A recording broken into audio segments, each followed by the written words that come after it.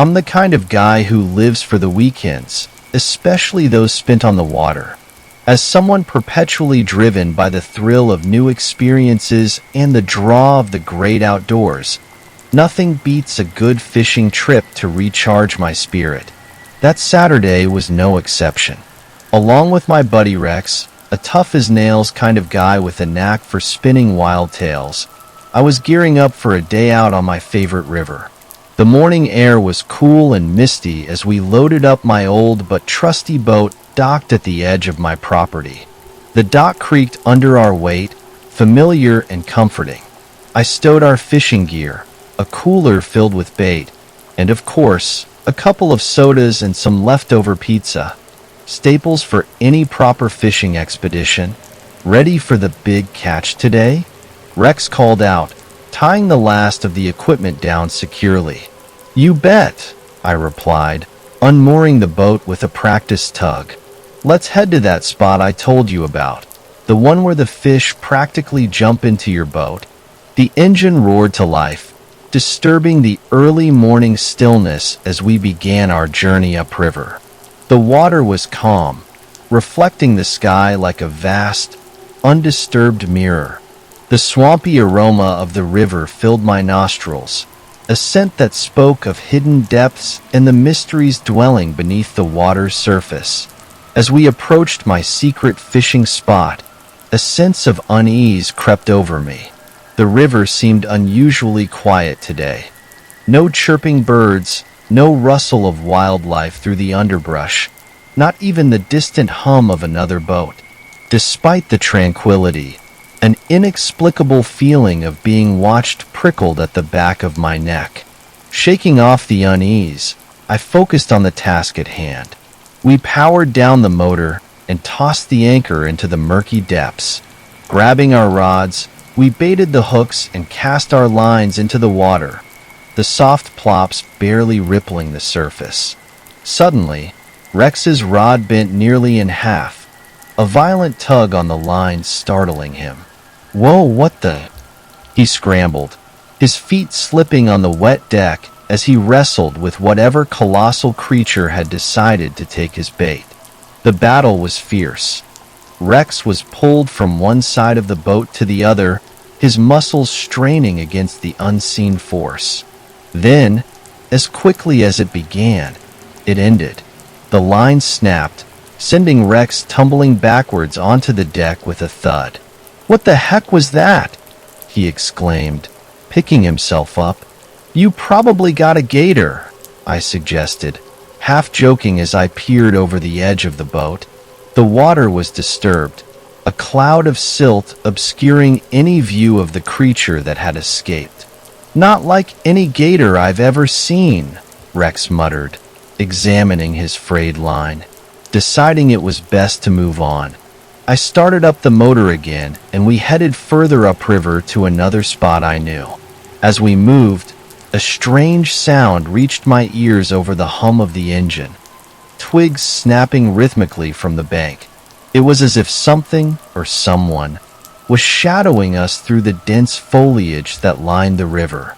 The noise would stop whenever we stopped and resume as soon as we started moving again. It followed us, persistent and unnerving, all the way to our next fishing spot. We settled in, hoping for better luck, but the river remained eerily quiet. No bites, no nibbles, nothing. As the light began to fade, resigning ourselves to a lackluster day, we broke into the pizza and sodas, trying to make the best of it.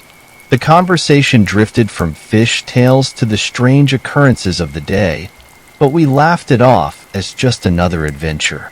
It was fully dark when we finally decided to head back. Rex powered down the motor to conserve fuel and tapped me on the shoulder, his voice low. On the bank over there, do you see that?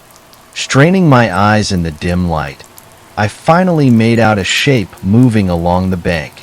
Yeah, I see it, I whispered back. Rex switched to the stealth motor, and we quietly approached the bank to get a better look. As we neared, the beam of our flashlight landed on the creature, and my heart nearly stopped. It stood there, about 7 to 8 feet tall, hunched over and covered in brownish-green scales. 3 rows of spiny sails ran down its back, and its arms ended in reptilian hands with long, clawed fingers. Its legs were sturdy, ending in theropod-like feet, and as the light hit it, it slowly turned to face us. The creature's head was unsettlingly human-like, but covered in scales, with a mohawk of spines and eyes that glowed a fierce red in the flashlight beam. We were frozen, caught in a moment of mutual shock and curiosity as it watched us, its head tracking our slow drift past. Then, with a mutual, unspoken agreement, we tore away, the engine at full throttle, not stopping until we reached the safety of the boat ramp. Though I've returned many times to those waters, I've never again seen that creature. But the image of its glowing red eyes and the eerie feeling of being watched have stayed with me, a constant reminder of the mysteries that lie hidden in the deep waters and shadowy banks of the river. Despite the haunting encounter with the mysterious creature on the river that night, the pull of the water was too strong for me to abandon my favorite pastime.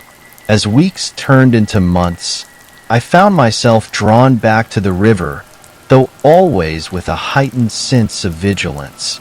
Each trip was tinged with a mix of thrill and trepidation, the memory of glowing red eyes lurking at the back of my mind. I discussed the experience extensively with Rex and others in the small community by the river, but no one had seen or heard of anything quite like it.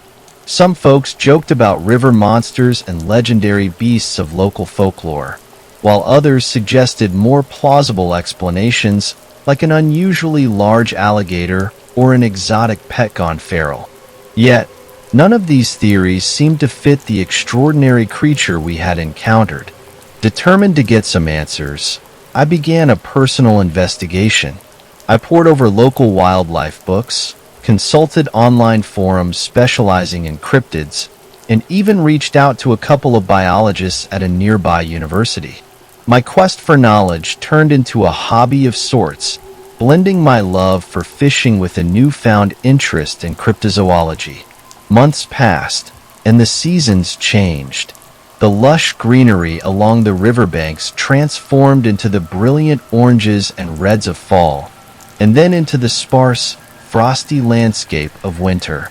Each fishing trip was an opportunity to scan the banks for signs of the creature, my camera and binoculars always within reach.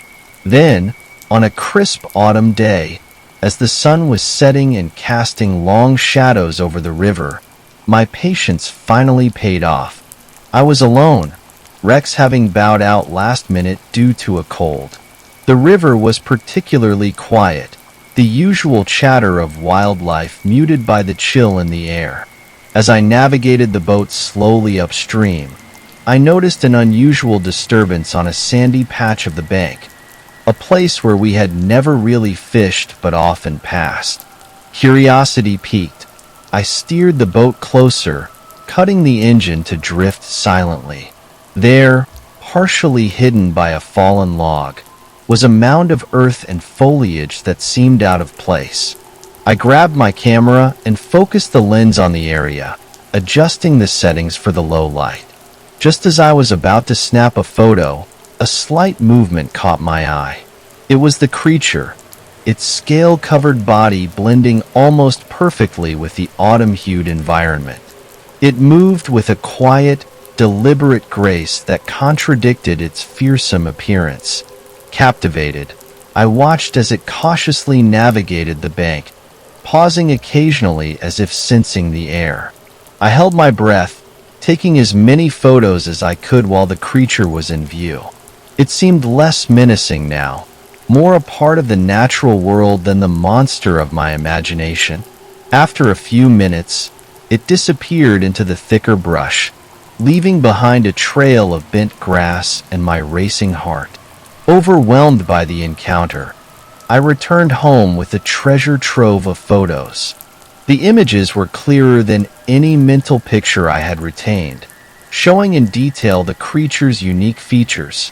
Excited, I shared these with the online forums and the biologists I had contacted earlier. The response was a mix of skepticism and fascination. While no definitive identification came from it, the prevailing theory suggested it might be some kind of undocumented species, perhaps a descendant of prehistoric fauna that had somehow survived in isolation. The revelation did little to dampen my enthusiasm. If anything, it fueled my interest further, transforming my casual fishing trips into dedicated expeditions. I invested in better equipment, including night vision cameras and motion sensors, setting them up along various points I suspected the creature frequented. My encounters with the creature became more frequent, though always at a respectful distance. It seemed aware of my presence, but no longer threatened by it. In a strange way, we had become familiar to each other, two inhabitants of the river observing one another with a cautious curiosity. The river, with all its mysteries and inhabitants, had become a central part of my life, a place of wonder and discovery.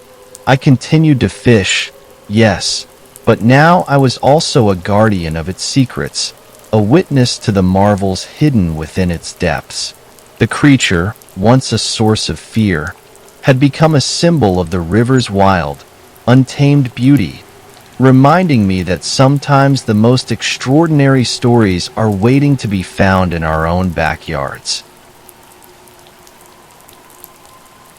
It's strange, the things you remember about people, how little moments seem unimportant until one day they come back, tied to something terrible.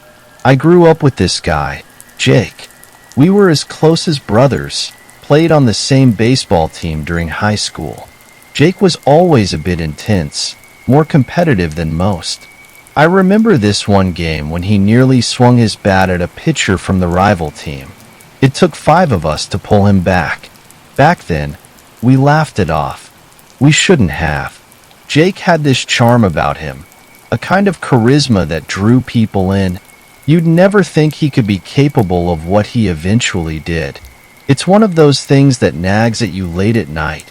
The signs were there, weren't they? Years drifted by after high school. We all went our separate ways, college, jobs, families. I stayed close to home, working at the local garage, and didn't hear much from Jake until the summer of 2017. That July changed everything. On the evening of July 20th, 2017, our small town was rocked by a news so shocking it felt like a bad dream. Jake had broken into the Thomas family's home. He didn't just break in. He stormed in wearing a ghillie suit, like something out of a military sniper's handbook. What happened next was both senseless and brutal. Jake shot Tammy Thomas, a 36-year-old mother and someone I knew from the community, right in the head with a .22 caliber pistol. Her son, barely 16, got a bullet in his arm trying to protect her. The why of it haunted everyone. It turned out Jake had a falling out with Tammy's son, Chris.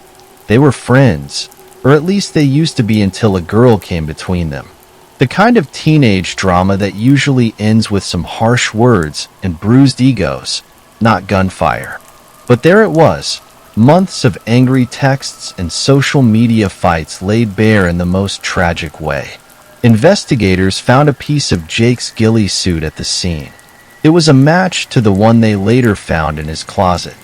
Alongside it was the .22 pistol. The evidence was undeniable. It painted a picture of premeditation that chilled me to the bone. By November that year, the gavel came down hard on Jake.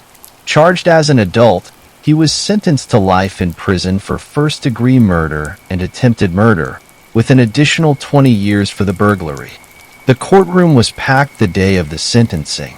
I was there, in the back, trying to reconcile the boy I knew who loved baseball and laughed easily, with the man shackled before the judge. I've thought a lot about that day at the baseball field, the rage in Jake's eyes. It was a warning, a glimpse into the darkness that lay beneath. We never really know people, not completely, and sometimes the person you thought you knew best can become the most unknowable of all. Sitting here tonight, thinking about Jake, about the Thomases, about all the small, forgotten moments that might have told us something was terribly wrong.